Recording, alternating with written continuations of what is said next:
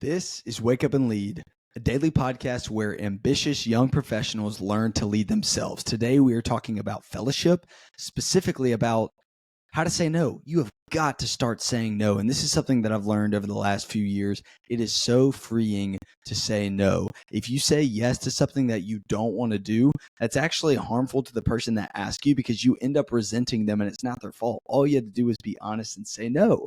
And I know that there's feelings that you have to be mindful of. There's history with people. You feel obligated. You've got family. You've got people that you've been friends with for forever. And of course, you can't say no to everything.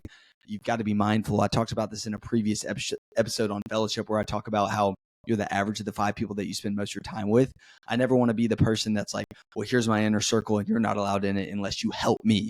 Because as a Christian, I believe that I am called to serve and love and put others above myself. But if you're a punching bag, if you're a doormat and you're always just saying yes to everyone around you, you're not even going to have that many deep, authentic relationships because you'll be spread way too thin and you'll be exhausted and you'll be resenting people. And so you have to learn to say no. And one of the easiest ways to do that is to get over yourself because everyone else already has. I love that quote. It really was a gut punch for me. You are not the hero.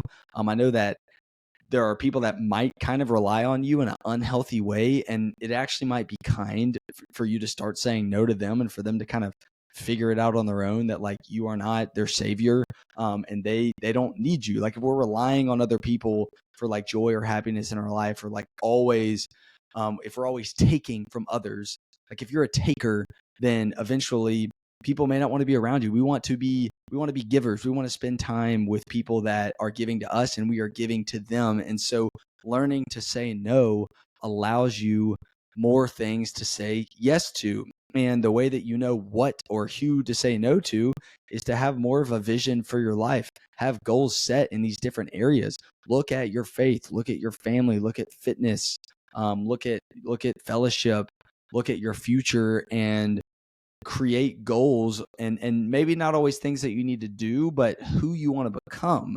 And if there's an opportunity or there's someone that's wanting to hang out with you and they don't contribute to any of those goals that you have, then definitely consider saying no. There's always the caveat that I'll say of there are people that are put into your life for a reason that really do need you, and you can't do it for everyone, but do for one what you wish you could do for everyone. So I'm always saying there are people that even when it hurts, even when it's inconvenient, you need to say yes to because love is inconvenient, but you cannot say yes to everyone. So again, if you can figure out what your vision is for your life, if you can figure out what your priorities are for you and your family and the people that you work with, then that will make it very easy for a framework to say yes to certain things and no to other things.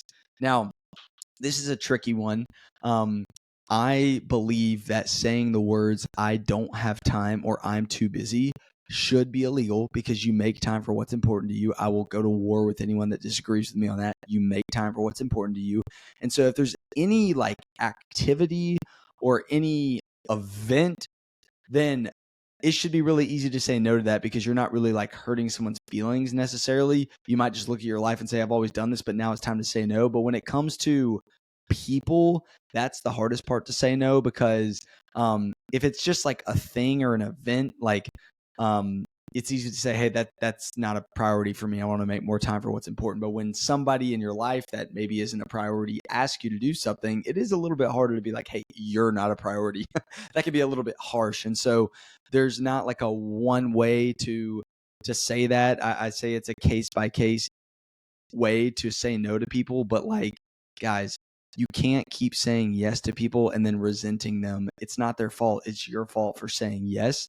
You've got to have a vision for what your priorities are and then align what you do to those things and then say no to everything else. And when you ruthlessly eliminate certain things from your life that are distractions, you will have so much more time for the stuff that matters. It's time to wake up, guys, and say no to the stuff that doesn't matter. So with that said, it's time for you and me to wake up and lead.